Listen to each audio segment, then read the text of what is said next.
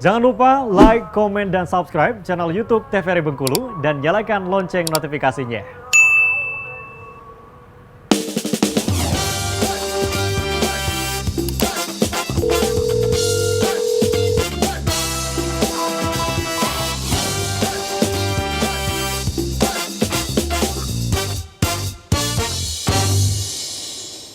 Ya pemirsa, Anda kembali menyaksikan Dokter Kito bersama Kito Sehat edisi hari ini dengan tema dislipidemia, dan tentunya masih dengan kedua narasumber kita, ada Dokter Else dan juga Dokter Reni.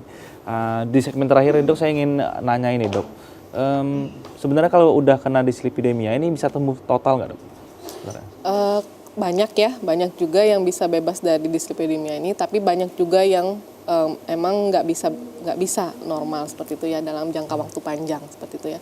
Makanya kalau orang yang dislipidemia itu misalnya dianya itu didiagnosa dislipidemia, 1 bulan lagi disarankan untuk kontrol kembali. Oke, Ya. berarti sebulan setelah. Ya, sebulan setelah didiagnosa, sebulannya itu disarankan kontrol. Kontrol apanya?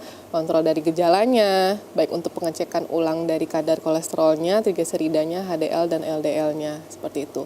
Kalaulah memang sudah normal, ya, bisa 1-3 bulan baru kontrol, seperti itu.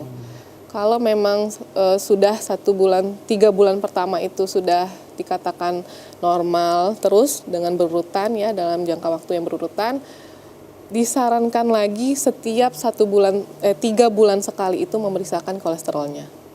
Karena kalau udah kena lebih riskan gitu ya, Dokter ya.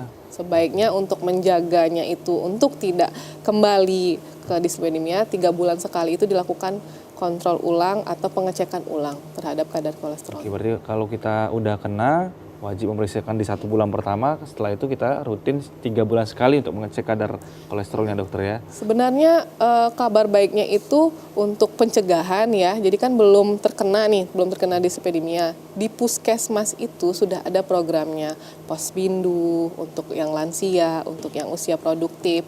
Memang disarankan untuk 3 bulan sekali itu melakukan pemeriksaan ke puskesmas. Itu sudah ada, programnya sudah ada, alatnya ada di puskesmas, jadi berita baiknya itu. Jadi untuk pelayanan untuk pemeriksaan kadar kolesterol ini bisa di puskesmas. Oke, yaitu pesan untuk seluruh pemirsa bahwa ya kita semua terbuka sekali ya, seluruh fasilitas kesehatan ini sebenarnya udah memudahkan sekali untuk kita mengecekkan seluruh penyakit, termasuk salah satunya adalah dislipidemia.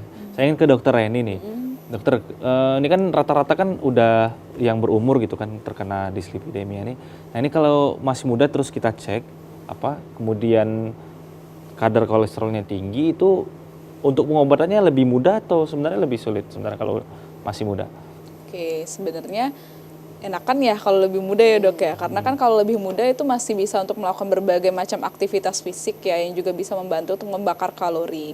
Justru lebih bagus kalau misalnya kita memeriksakan itu sedari dini gitu kan, karena tadi yang dibilang Dokter Else, memang benar kalau dislipidemia itu lebih beresiko pada usia lanjut, tapi nggak menutup kemungkinan yang usia-usia muda juga bisa kena gitu kan. Karena apa? Karena memang kebiasaan makan yang salah, aktivitas fisik yang kurang. Jadi memang harus melakukan pemeriksaan, tujuannya buat menghindari nih resiko-resiko untuk mengalami hal-hal yang tidak kita inginkan.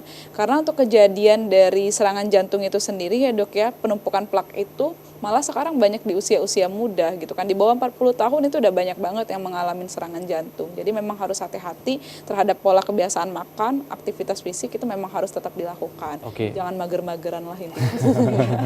Ini bisa dicek ya, Dokter. Misalkan kadar kan bisa dicek berapa gitu kan angkanya. Terus misalnya ada resiko penyumbatan nih, di pembuluh darah yang mengarah ke jantung atau di pembuluh darah yang mengarah di otak, itu lokasi penyumbatannya itu bisa dicek juga atau seperti apa, Dokter? Bisa, karena kalau misalnya di jantung itu kan kita ada echo ya, echokardiografi namanya. Nanti di pemeriksaan itu kita bisa melihat ada nggak sumbatan di pembuluh darahnya, karena ada gambaran ya, Dok ya, di sana tuh bisa ngelihat pola gerakannya, terus juga bisa melihat aliran darahnya lancar atau enggak. Kalau misalnya enggak lancar itu berarti dia ada penumpukan penyumbatan lah di sana, berarti bisa dideteksi secara dini.